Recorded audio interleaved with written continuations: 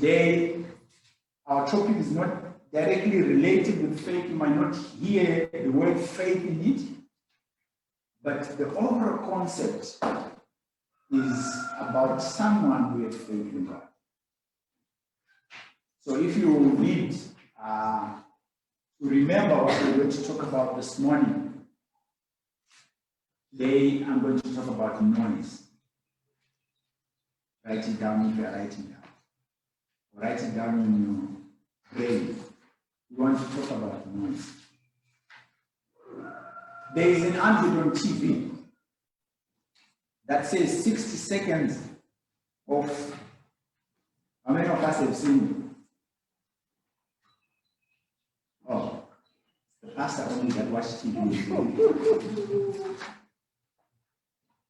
And in that advert, they are showing things that are annoying, things that we would not tell. One of it, there is a little girl. I think the mother had just bought an ice cream, and the ice cream has fallen down. And the little girl is screaming. And the mother is already having a headache, and it says 60 seconds of this. Another advert by the same company shows a guy, a dude who is sitting down. I think it's a waiting area. And there is a cleaner who is cleaning with the vacuum. And the cleaner is hitting on the chairs, and there is so much noise that the guy is just saying, oh my God. And we want to talk about noise today. I was privileged to be in one of the sessions that I go through that are called World Lead. We have taught them here, but there's somewhere I also learned, and we were doing a session on these two passages, and it ministered to me a lot. And I thought we need to share this with the church so that we'll be able to see and hear what the Lord is saying to us in these days. My premise is that sometimes there's so much noise happening in your life that it affects your faith. There's so much noise that is happening that you can't concentrate on God. You can't concentrate on the things that God has called you to. And this noise might be happening in your own personal life. This noise might be happening in your family. At your workplace, there is so much noise that your spiritual stability goes to imbalance. When your gauge is disturbed because there has been something that has happened, and all of a sudden you're like, of late, because of Corona, I've been working a lot on Zoom and other things. Huh? And I'm sure that if you've been on an online meeting, imagine you're on an online meeting, something, and some noise just comes. What happens? You freeze and you're trying to recall it. What was I saying, by the way?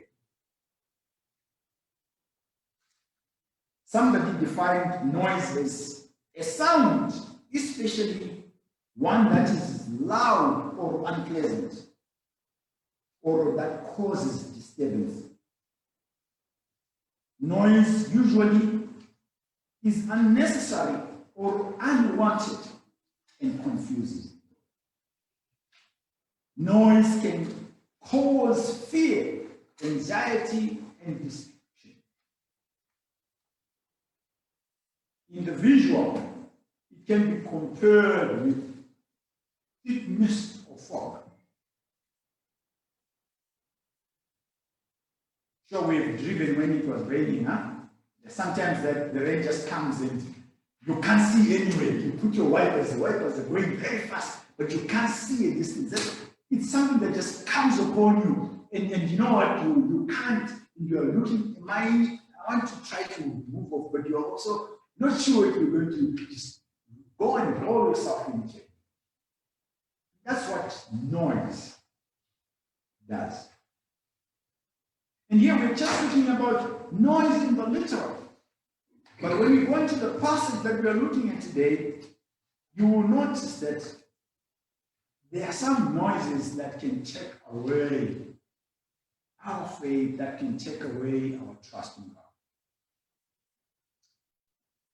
I'm going to explore with you the passages of scripture from 1 Samuel, where we read or where we listen to the word of God.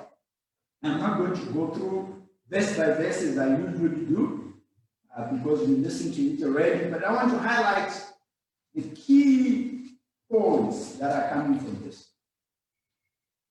In chapter 29, we hear of David and his band.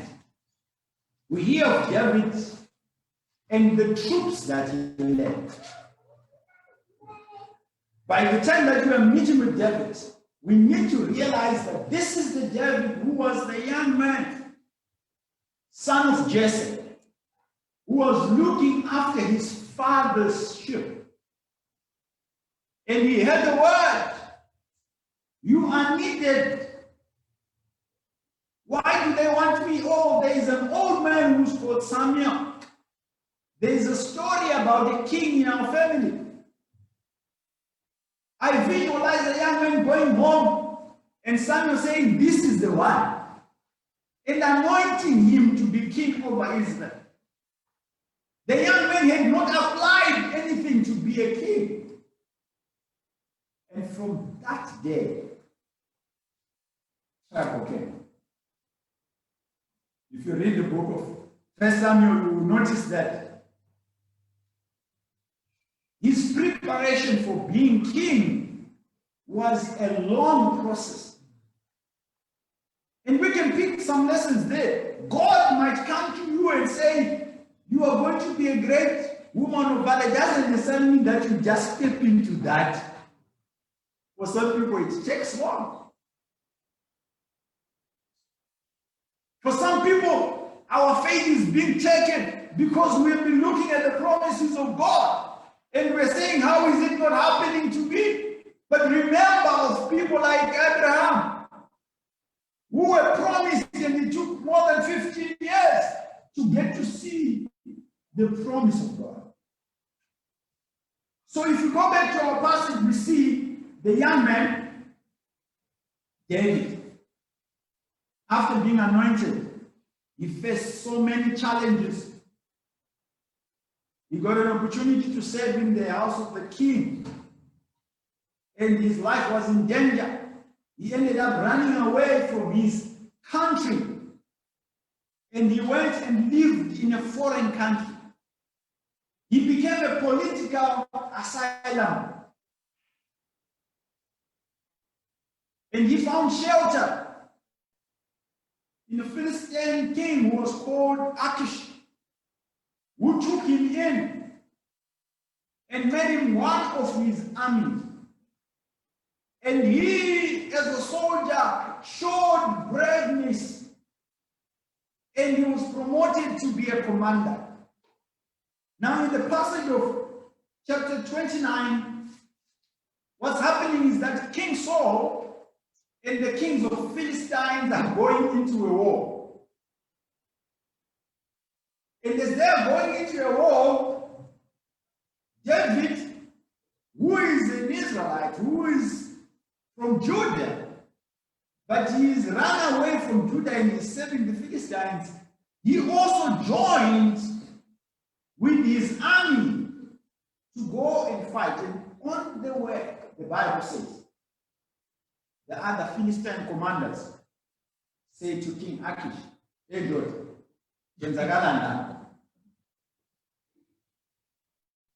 what is that dude doing here? Where is he going?" And Achish tried to explain himself to say, "Look, this young man is loyal from the day that he came to me. I have not even a single complaint about him." The other commander says, "No, we cannot have him. When you look at the logic, these guys are reasoning well. They are saying, what if we are in the battle and this guy decides to just fall? He decides to fight against us as a way of gaining the favor of his king that he ran away from. They are not trusting him. So what we see there, after that talk, Achish had to come and say to David, bro, go back home. And David faced noise number one. This is the noise of rejection. Hello? David faced the noise of what? Of rejection. I want you to understand that he was rejected by Saul. His own people rejected him. That's why he ran away to foreign country. And he gets to that foreign country and they are rejecting him again. Imagine what went through his mind and the mind of his armies when he faced rejection. Hello? When you're facing that rejection, you start doubting. But did God really call me? Did God really say I was going to be king?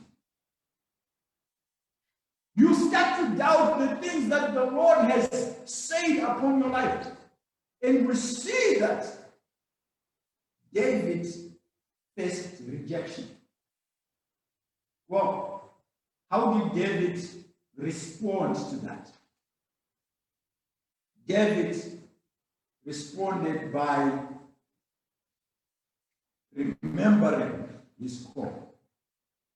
He responded by focusing on his call. He realized that I did not volunteer to be in this. It was God and Samuel, and they came and anointed me king, and I don't know how it's going to go. But he focused on his calling. You understand what I'm talking about?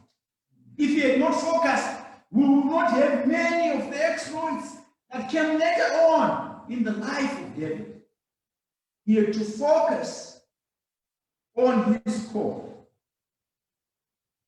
He had to wait and pray for his peace.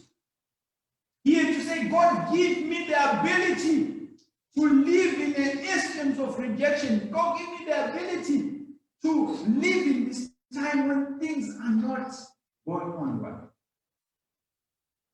So that's the first noise that we see in chapter 29. The second noise that we find is in chapter 30. In chapter 30, the Bible tells us that after 3 days of walking,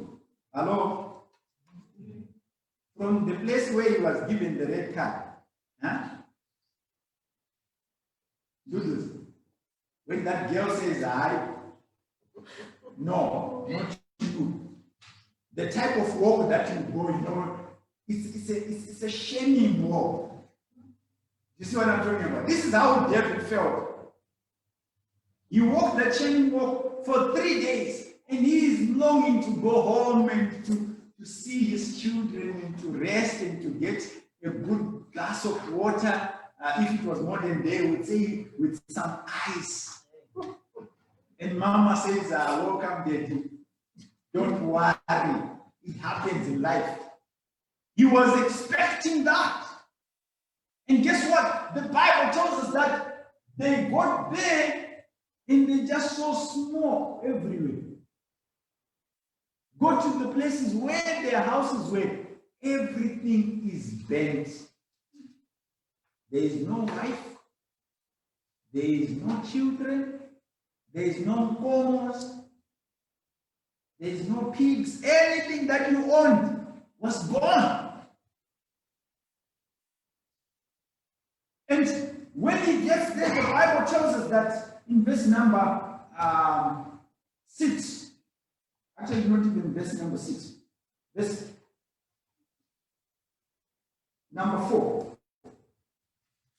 It says, David and the people who were with him lifted up their voices and wept until there was no strength in them to weep. Hello? It's not me, it's the Bible. They cried until they could not cry anymore. They were exhausted with crying. So here's the first noise of rejection. He is coming home to this situation. But listen to this, verse number 6. Moreover, David was greatly distressed because the people spoke of stoning him. For the people were embittered, each one because of his sons and daughters. So you are in such a situation. You have been rejected. You come home, there is nothing. And your friends, hello? Your friends, the ones that you trust, the ones that have your back in a battle, they start talking about he's the problem, this one. If he was the problem, you would be in our country right now. Look how stupid and foolish we have become. We have been following this. Now we have nothing. Let's kill him. Imagine what that would do. And the Bible describes that David was greatly distressed. That's the second noise that he had to deal with. The second noise is the noise of distress. Now, when I was preparing for this, and I said, distress, how is distress and stress related? You know, English is not my mother, you know that. So I went in and then looked up to just see how is stress and distress different. This is how stress is defined. Stress is the non-specific response of the body to any demand for change. That's stress. And by the way, stress can be good and stress can be bad. By the way, we all go through stress. When Corona started and we have to stay at home, imagine the amount of stress that we were having. If we had those meters, that's so beep, I think a lot of us would be making noise. Huh? How many of us had a flu and you thought we had it? How many of us experienced the symptoms of Corona? I think I experienced them several times. Every time that I coughed, you know, I had it. I was stressed because my body was trying to cope with this demand, the new demand that is there. And sometimes you just have to have a genuine cough in public. Imagine.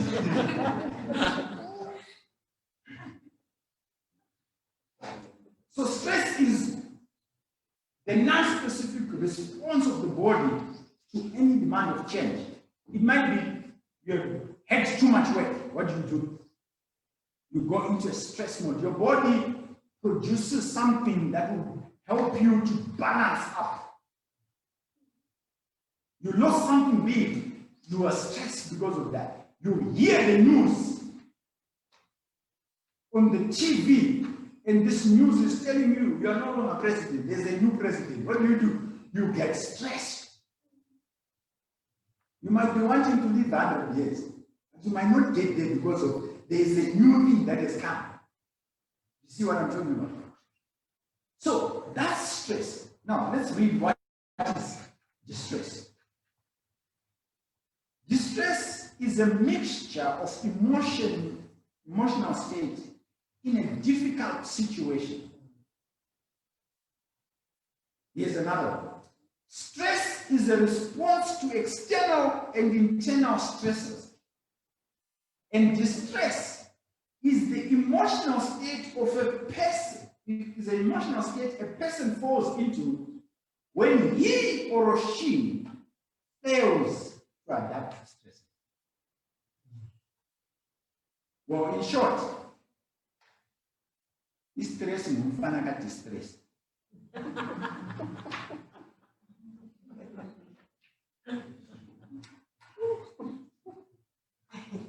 Who distress you don't die. When you are in stress, you are still okay. But you move from stress to distress. And this is what the Bible says. David was greatly, it doesn't say, distress himself, it's bad. And then it ends greatly. David was greatly distressed. And how did he respond to this trying situation? How did he respond? Look with me in your Bible, in verse number 6, the last part of verse number 6. The Bible says, David strengthened himself in the Lord his God. Hallelujah. Hallelujah. There was no one to strengthen him. His army, his soldiers, the men that would normally say, let's go for a draw, are the ones that are stressing him now. And how does he respond? He strengthened himself in the Lord. How I pray that you and I in these times, when our faith is challenged, when we find ourselves in distress, how I pray that you and I will be able to encourage ourselves in the Lord our God. But not only did he strengthen himself in the Lord his God. In verse number 8, David inquired of the Lord. He said to Abiathar, he always had a Levite, Fundisi, who was walking around. Even our armies have that. They have someone who is a Fundisi. Even when you go there, they call him a chaplain. So he calls up this chaplain and says, hey, let's inquire of the Lord this time. And his inquiry is, the Lord, can we pursue these people that have bent Ziklag? Will we be able to get to them? And whenever we inquire of the Lord answers. He is faithful. He answers prayers. Sometimes when you are in that ditch, when your Ziklag has been bent, you feel like you are finished. But he inquired of the Lord. So his second response, he inquired of the Lord, and the Lord says, go. You will not only catch up with them, you will overtake. Now, let me go to the third, our time is up. Let me go to the third noise that David faced. This is the noise of politics. This is the noise of politics. Now, when he inquired of the Lord says, go. And he started following. The Bible tells us that he had 600 men. Remember, they had walked 3 days to come back, and they discovered Ziklag is bent, and they cried out until they had no strength, inquired of the Lord, and they started to walk again. They didn't have boom boom those days, and tankers and the aeroplanes. They had to walk. And the Bible says 200 of them got to a point of breaking and says, Madam, we're tired. How do you handle it when the people that you're depending on are tired? What do? You finish them up. Useless people. David responded, he allowed them to rest. You guys are tired, you cannot go. We understand. You can rest, but we will go forward. That's the way that he responded. And when he went forward, the Bible tells us that he met that funny guy who was talking there. An Egyptian slave who had been abandoned by the raiding parts. This guy was dying of hunger, 3 days, no eating anything, no drinking anything, and he's exhausted, and they found him and they gave him food. It's amazing what food does, huh? Food revives. When they gave him food, he was revived, and then David says, "Who are you?" "Oh, I'm an Egyptian. I'm a slave of the Amalekites. We are coming from these places. We went to a place that is called Ziklag. We burnt it. We took everything from there." God is beginning to answer the prayers that David had made. Huh? And David says, "Can you take us to those guys?" And the young man says, "You need to promise me that you are not going to sell me out. If I'm going to take you there, then I'm going to be one of your people." And this is how many people who were not Israelites ended up being part of the Israelites. People like Uriah the Hittite. These were foreigners. Rahab, you remember Rahab, that lady? Ended up being part and parcel of the children of Israel and became the genealogy of Christ. Because these were outsiders and they would, come and do that. This is what this young man did. He said, "Promise me," and David promised. The Bible tells us that when he went, he found these guys in the valley. They were drinking brew. Oh. They were drinking like people that have won lotto. They were so happy. They relaxed. And the 400 tired men, not only their strength of the Lord, fought. They were to kill everyone.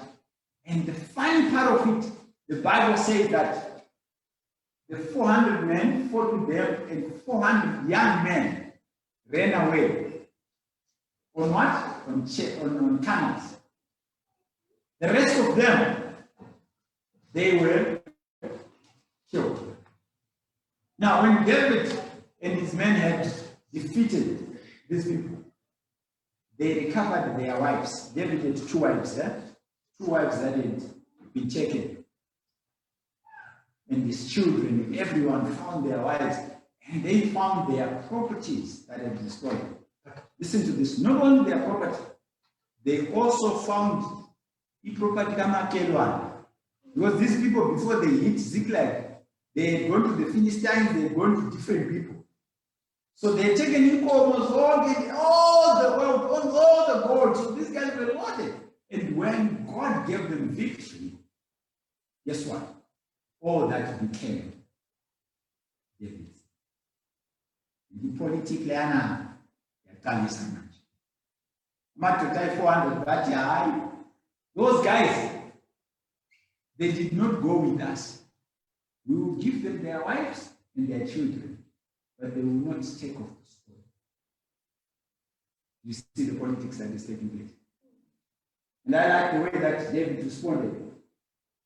It's 22b. Because they did not go with us, that's what they said. We will not give them any of the spoils that we have recovered, except to every man, his wife and children, that they may lead them away and depart. But David did not do that. David says, "No, brothers, we're not doing that. Those that went to war and those that did not go to war, they will all share equally."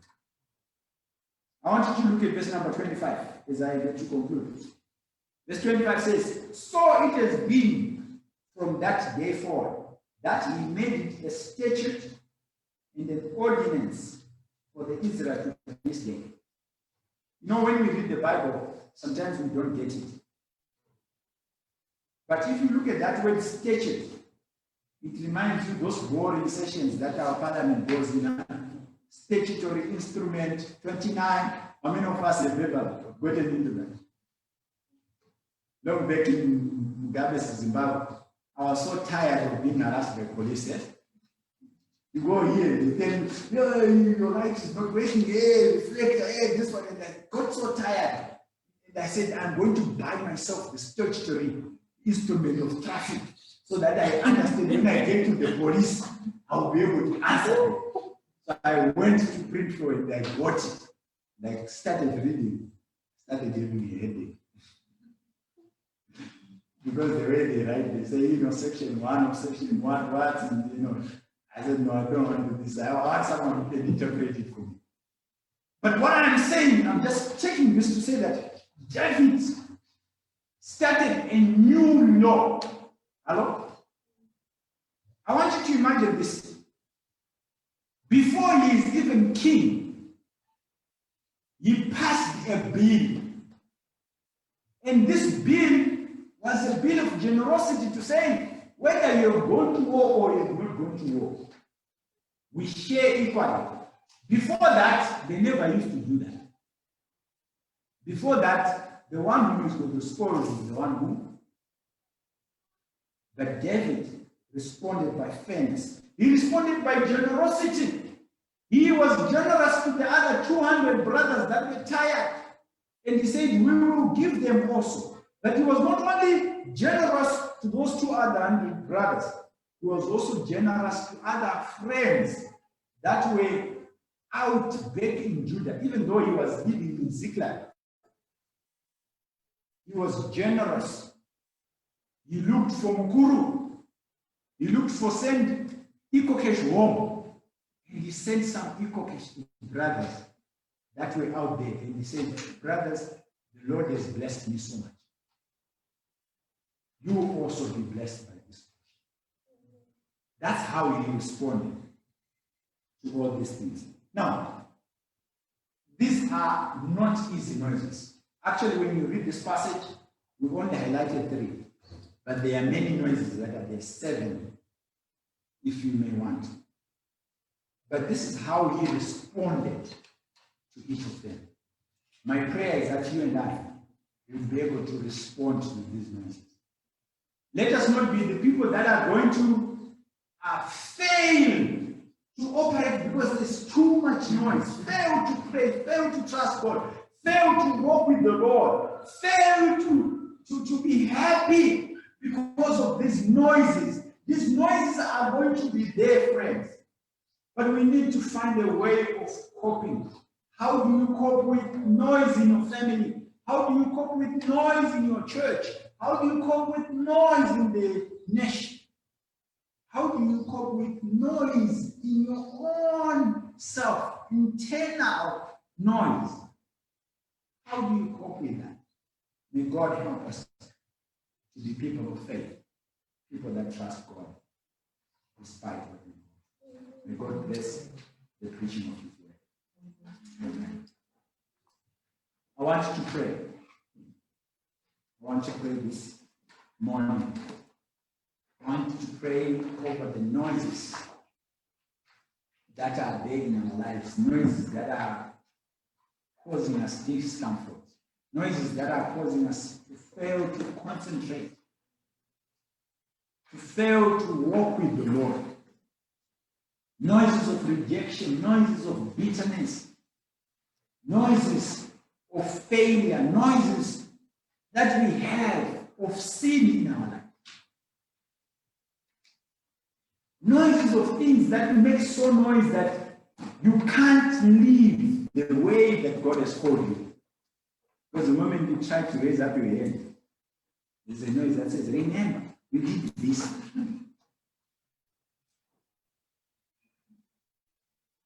The enemy uses all these noises in this time. I want to pray that God will come through for us and minister. And minister response and help us in what we need to do. But before I pray, Let me just give this challenge to you that are here in church, to those that are watching us on Facebook, and those that are listening on WhatsApp. One best way to deal with noises is to give your life to Jesus. Is to put your faith in Jesus. If you have not trusted Christ as Lord and Savior, it's very difficult to deal with noises. You will end up going for those pews that are being advertised. You will end up having temporary ways of dealing with noises. I know I'm supposed to conclude, but let me share this here. Mr. Bill. He is sitting in his house. He is watching TV, and there is noise outside. There are guys that are drilling in front of his house, and they have those jackhammers. You know those jackhammers? And you know it's pounding on the road, and Mr. Bill on his sofa, on his TV, and his friend Teddy Bear, they are all bouncing in the house. The noise is so much that he can't concentrate. He puts a pillow, and it's not happening. He closes the windows, it's not happening. And I like it for Mr. Bean. Mr. Bean looked out the window and we saw the next door neighbor taking a cup of tea to those guys, and the noise went down. Mr. Bean found a way of dealing with it. He started putting a chicken in the oven. I think it's a turkey. You know, those guys, when they are about to go back to work, he brings food and the guys laugh and they sit down and they eat again. When he is checking by the window, he sees it's about to finish, he goes with biscuits, he goes with all these things. And this is exactly what we do. We try to deal with noise in our own way. But I tell you, after some time, those guys, they got so full that they can't take food anymore. And they need to deal with it. They need to go back to the what? The noise. Even if there are people that eat, you are finishing something that is in your fridge. I don't know if this is saying something to you. We should not deal with noise in our own strength.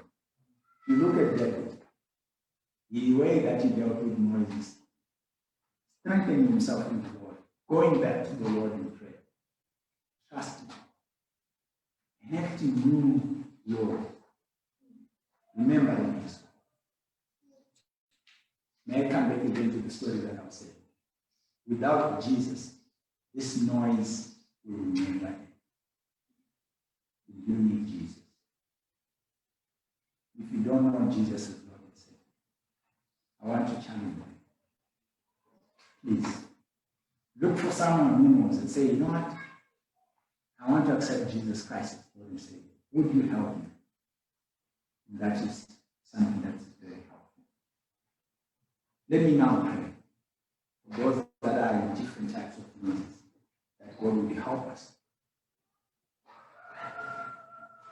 to be like that. Lord, we thank you this morning for your word. We thank you for exposing to us what men of old have gone through and how they conquered. Lord, we want to pray for the noises that are within our own hearts, our own selves. The noises within our families, the noises within our church, the noises within our nations, our continent, our human race. These noises, they distract us from focusing on you, from focusing on your call, from focusing on the things that you have called us to. And the enemy uses these noises to distract us. This morning, we pray and we bring these noises before you. We pray that you would minister to us. We pray that you would help us to respond well. We commit ourselves to you. Give us wisdom and understanding. When we inquire of you, Lord, when we pray, come and help us.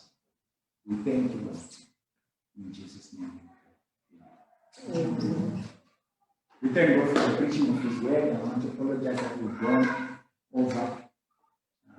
It was a long passage. Maybe we needed to read over 2 weeks. We thank God for the preaching of His word. For our notices, let's continue to encourage each other.